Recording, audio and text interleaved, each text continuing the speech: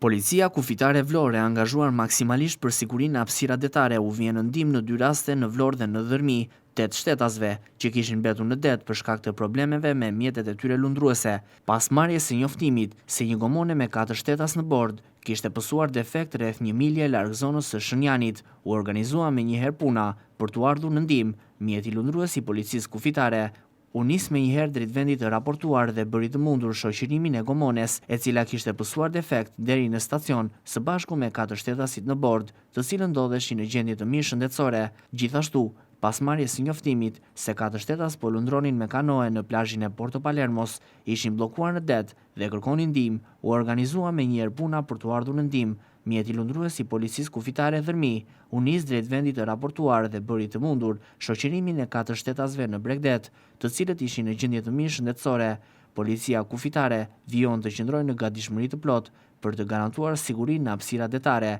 duke reaguar me profesionalizëm në çdo situatë emergjente.